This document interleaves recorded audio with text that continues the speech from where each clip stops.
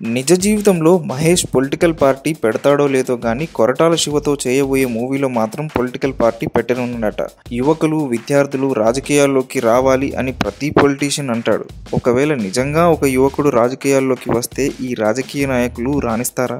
రాష్ట్రమైనా దేశమైనా చదువుకున్న యువకులు పాలనలో ఉంటేనే బాగుంటుందనే హీరోకి సీనియర్ మోస్ట్ రాజకీయ నాయకులు ఉంటేనే దేశాభివృద్ధి సాధ్యమని చెప్పిన రాజకీయ నాయకుడికి మధ్య జరిగే పొలిటికల్ వారే ఈ మూవీ అట. అంతేకాదు, ఈ మూవీలో మహేష్ పొలిటికల్ పార్టీ పెడతాడట. ఆ పార్టీలో యువ రాజకీయ నాయకులు, స్టూడెంట్స్ జాయిన్ అవుతారట.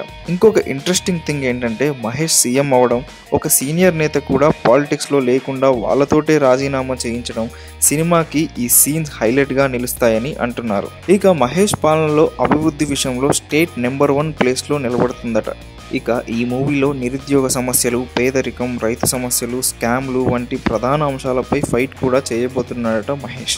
ఇలా ఎన్నో ఎలిమెంట్స్తో మంచి కమర్షియల్ కంటెంట్ని మహేష్ లాంటి కటౌట్ని దృష్టిలో పెట్టుకొని కొరటాల శివ రాసుకుంటున్నాడట. అది కాస్త లీక్ అయిందని గుసగుసలు వినిపిస్తున్నాయి.